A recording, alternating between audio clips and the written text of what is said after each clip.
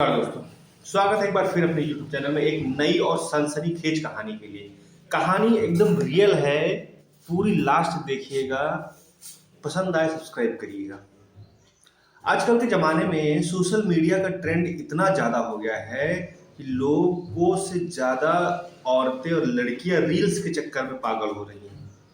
कहीं नहर के अंदर, कहीं रास्ते पे, कहीं रोड जैम करके।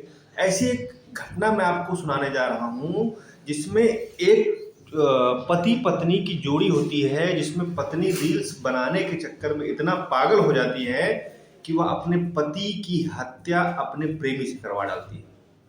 वीडियो एंड तक देखिएगा। अगर आपको समझ में आ रहा हो तो प्लीज अपने दोस्तों तक ये बात जरूर पहुंचाइएगा। कहानी मेरठ की है। रील्स और लाइफ की दुनिया में खोई एक पत्नी ने अपनी शादीशुदा जिंदगी की डोर अपने ही हाथों काट डाली।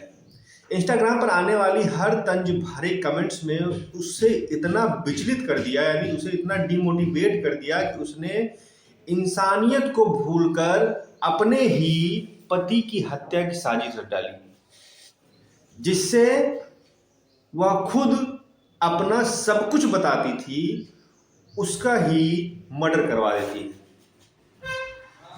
मेरठ के अगवानपुर गांव में राहुल और उसकी पत्नी अंजलि एक ऐसी जोड़ी जो सोशल मीडिया पर दिखने में तो खुशहाल थी, परंतु असल जिंदगी में वह बद से बदतर होती चली जा रही थी। रील्स पर प्यार का दिखावा, भीतर छल, साजिश।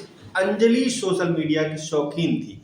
वह अपने पति राहुल के साथ रील्स बनाती और कहती थी अपनी रील्स में कि मेरा पति मेरा सब कुछ है, वही मेरी दौलत है, वही मेरी दुनिया है। इसी चमक के बीच कुछ लोगों ने कमेंट यह करना शुरू कर दिया कि भाभी जी जोड़ी जम नहीं रही है, ये अंकल जी कौन है।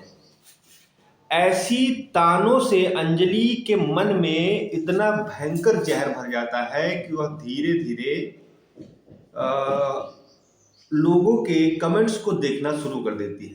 राहुल, जो मामला धीरे धीरे इतना संगीन हो जाता है कि जो अंजलि थी वो अपने पति राहुल से धीरे धीरे दूरियां बनाना शुरू कर देती है और उसके बिना ही रील्स बनाने लगती है।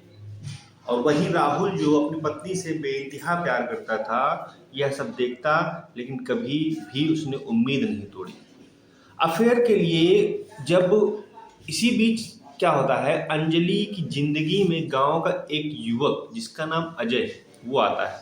दोनों के बीच नाजायज संबंध बने और 1.5 साल तक उसका रिश्ता छिपाकर चलता रहा। जब राहुल को इसकी भनक लगी, 1.5 साल तक उसका रिश्ता छिपकर चलता रहा। जब राहुल को उसकी भनक लगी तो घर में झगड़े की शुरुआत हो जाती। अजय और राहुल के बीच कई बार हाथापाई हुई। अंजलि को लगने लगा कि जब तक राहुल जिंदा है वह अजय के साथ नहीं रह पाएगी। तब उसने प्रेमी के साथ मिलकर एक खौफनाक प्लान किया। 1 नवंबर की रात जब अंजलि ने पति को मरवाया, तब गत 1 नवंबर की रात राहुल घर से किसी से मिलने की बात कहकर घर से निकला, फिर कभी वापस लौटकर नहीं आया। 2 दिन बाद गांव के पास जंगल में एक शव मिलता है। सीने में 3 गोलियां धसी हुई थी, पास में ही 3 खोखे पड़े थे। पिता टेकचंद ने बताया, राहुल मेरा इकलौता बेटा था, उसके 3 छोटे बच्चे हैं, वंश, लकी और लवी, जो मेहनती और सीधा साधा लड़का था। पुलिस ने लाश को इकट्ठा किया और पोस्टमार्टम के लिए भेज दिया। पंचनामा करने के बाद केस फाइल करती है और फिर जांच में शुरू हो जाती है। अंजलि के मोबाइल फोन को सर्विलांस पे लिया जाता है। कॉल रिकॉर्डिंग और सीसीटीवी की परतें खुलती धीरे धीरे चली जाती।